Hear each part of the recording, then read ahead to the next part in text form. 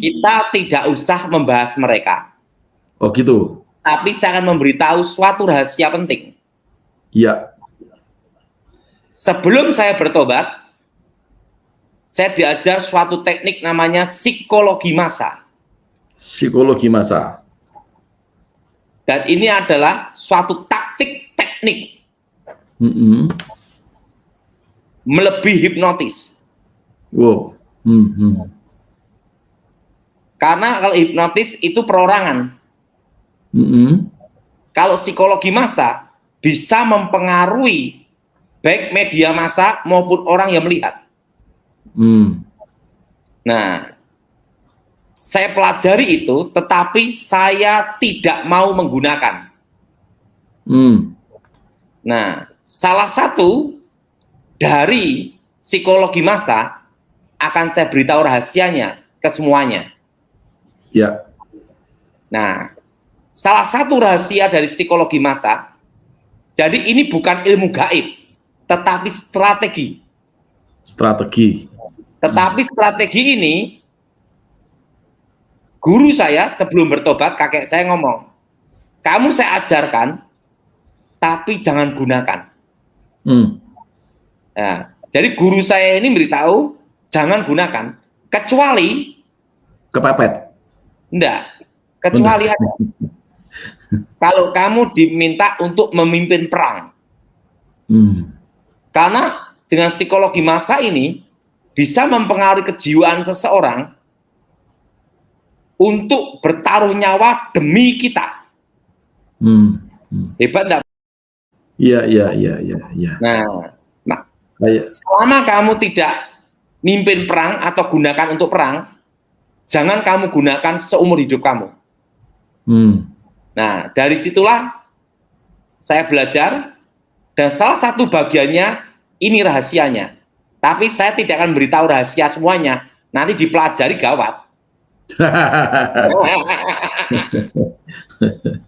Yang pertama adalah cipta kondisi. Menciptakan kondisi. Nah, ya. Ini salah satu dari bagian psikologi massa. Dan semua itu ada 110 strategi. Wah, banyak sekali, Pak. Bisa tidak boleh. Saya hanya ngasih satu strategi aja. Dan itu strategi yang paling dasar. Belum yang tinggi punya. Gitu ya. Ya. Kalau ini adalah suatu strategi untuk membuat orang terpengaruh dan seseorang menjadi lebih unggul. Oh, begitu ya. Tetapi dengan cara tidak beretika. Dengan cara tidak beretika. Ya. Pertama, menciptakan kondisi. Nah, menciptakan kondisi dengan apa? Kegaduhan. Keributan. Nah, salah satu contohnya, bikin sensasi seperti ini. Kalau kita berbuat baik, untuk terkenal susah sekali. Tapi coba jadi perampok, bunuh 10 orang dalam satu hari, terkenal se-Indonesia, betul? Sampai luar negeri, Pak. Betul? Iya, betul. Buntutnya masuk penjara kan gitu. Iya. Nah, tetapi untuk terkenal ini kan harus ada jalan menciptakan kondisi. Nah, makanya kalau strategi dasar nomor 1 ini yang paling rendah. Jadi ini tingkat yang paling apa nih? Paling rendah. Paling kasar kali ya, Pak. Rahasia. Nomor 1. Makanya dalam cipta kondisi yang diserang adalah orang yang lebih hebat atau lebih terkenal. Tidak mungkin nyerang tukang becak. Ya. Jelas? Jelas. Tujuannya untuk apa nih? Supaya menarik simpati. Untuk menarik, misalnya gini. Misalnya Dow Tony. ribut sama Paulus, langsung terkenal. Itu Sayanya namanya, jadi terkenal Pak Daud. Saya kan tidak terkenal. Lalu kalau saya ribut sama Pak Daud, saya jadi terkenal. betul. Itu namanya cipta kondisi. Oh iya iya iya iya iya. Gitu Jelas? ya. Jelas Nah, jelas jelas jelas. itu namanya bagian dari psikologi massa. Hmm. Nah, makanya yang ribut apa? Yang diributi pasti orang terkenal. Hmm. Nah, namanya apa? Cipta Menciptakan kondisi atau cipta kondisi. Ya, ya, ya. Jadi menciptakan kondisi ini tujuannya untuk apa? Bagian yang kedua, namanya mengkondisikan. Setelah diciptakan, dikondisikan ya. Ya. Nah, repotnya sekarang sudah banyak orang gunakan itu gitu loh. Tapi saya kan juga memberitahu ada kelemahannya. Gimana tuh kelemahannya? Termasuk di media sosial itu banyak sekali itu Pak Daud. Ya. Nah, ini. Yang kedua, dikondisikan. Nah, setelah bikin kegaduhan, keributan, yang kedua, yaitu apa? Dikondisikan bahwa yang bersangkutan merasa dijolimi. Ya. Merasa dia apa? Dijolimi. Merasa dijolimi. Dijolimi itu bahasa Indonesianya apa tuh Pak Daud? Difitnah ya? Ya pokoknya dijolimi itu difitnah, terusan direndahkan, pokoknya dikuyo-kuyo lah gitu loh, untuk menarik simpati gitu loh. Gitu ya. Makanya untuk menciptakan kondisi ini harus orang yang terkenal, yang diserang. Yang diserang orang yang terkenal. Nggak oleh mungkin orang yang belum terkenal. Betul. Supaya terkenal. Gitu. Kalau di media sosial, ya kalau di media sosial supaya pengikutnya banyak, ya bahasa Inggrisnya subscribe-nya banyak, gitu ya. Nah, yang kedua, yaitu apa? Dikondisikan bahwa dia pihak yang menjadi pembela kebenaran. Wah. Gitu ya. Berjuang untuk membela kebenaran. Padahal itu dia yang menciptakan kegaduhan itu sendiri. Ya. Itu saya jadi ingat tuh Pak Daud. Ini kalau dalam bahasa Inggrisnya tuh namanya manajemen by conflict. Gitu. Yang kedua apa? Dikondisikan bahwa dia lakukan ini untuk membela kebenaran. Wah. Ini melakukan untuk membela ini. Wah, gitu loh. Untuk menarik simpati. Nah, padahal ini cara ini tidak beretika. Cara yang tidak beretika. Artinya apa? Nginjek orang supaya naik. Yang diinjek kepalanya. Kedua, dikondisikan. Nah, betul? Betul? Nah, nanti supaya yang orang yang di atasnya itu supaya ikut ngoceh, ribut, nanggapi. Begitu nanggepin, menjadi kegaduhan, gitu loh. Nah, saya dikondisikan bahwa dia melakukan untuk membela kebenaran. Padahal dia adalah yang membuat kekacauan. Gitu. Itu tadi, manajemen by konflik. Nah, Pak Daud, sekarang kita kan anak-anak Tuhan nih, ya. Kita ini kan garam dan terang nih. Kalau melihat hal-hal seperti itu, apa yang perlu kita lakukan sebagai anak-anak Tuhan, Pak? Tegur supaya bertobat. Ditegur supaya bertobat. Nah, jadi dikondisikan yang ketiga ada lagi. Ada 3 ya? Ada ini 1 materi 3 bagian. 1 materi 3 bagian. Padahal total semua ada 110 materi.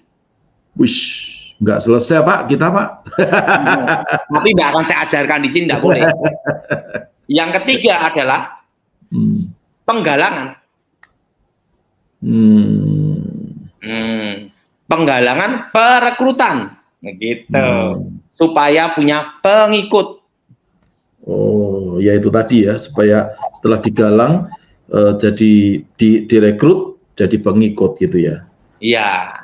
Namanya penggalangan. Ya.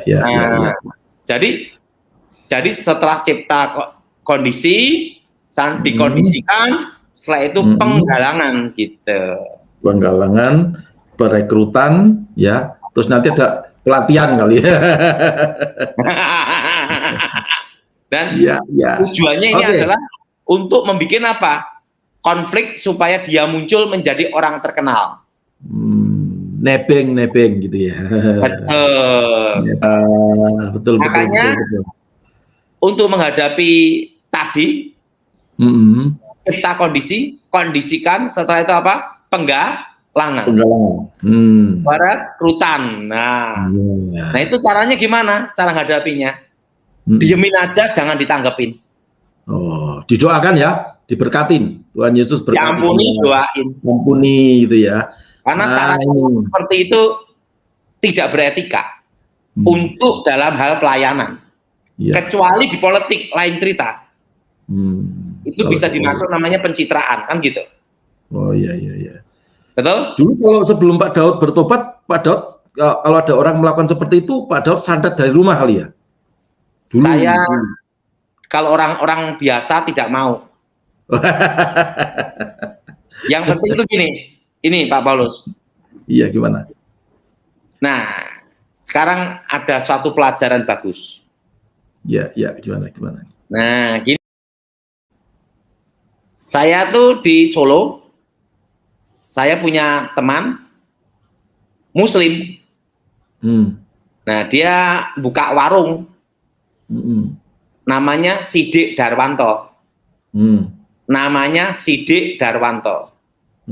Nah, waktu dia buka warung, ada seorang perempuan, ibu gila. Nah, ibunya gila. Saya ngomong sama Sidik, Dek, ada apa Pak Daud?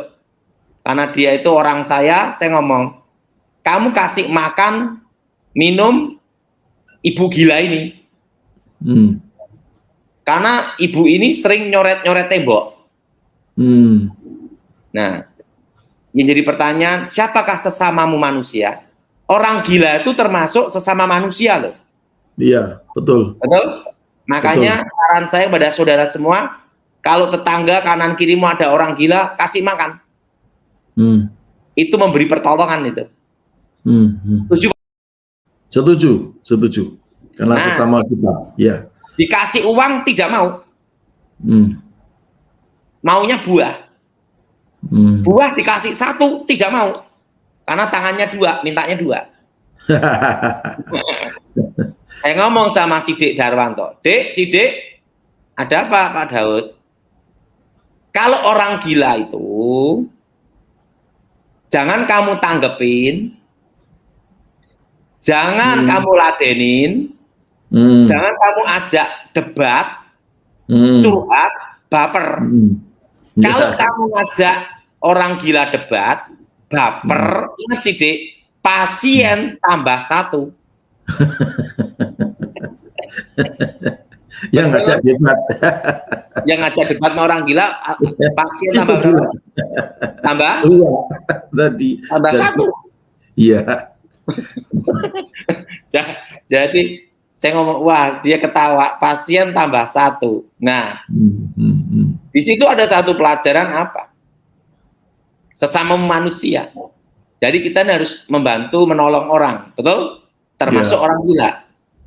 Nah, kedua, makanya kalau ada yang orang gila berdebat, ngajak berdebat, ingat, harus meladeni, menanggapi, baper, curhat, pasien tambah 1. Tambah 1. Ingat, pasien tambah berapa? 1. Tambah jadi 1. 2 totalnya. Jadi makanya untuk menghadapi psikologi massa, diemin. Karena itu hanya mencari sensasi, menciptakan kondisi kegaduhan. Dari kegaduhan akan memunculkan namanya pencitraan, dan setelah itu penggalangan, perekrutan, gitu loh. Nah, hal itu sudah saya belajar sejak usia 9 tahun. Itu mainan saya waktu anak kecil dulu. Nah, tetapi saya tidak mau lakukan. Ya, ya. Karena tahu itu adalah hal yang salah. Ya. Ingat, itu namanya nginjek orang untuk naik. Ibaratnya manjat gunung, nginjek pendaki yang di belakang diinjek-injek gitu. Supaya naik. Dan itu tidak beretika. Iya, iya, iya, iya.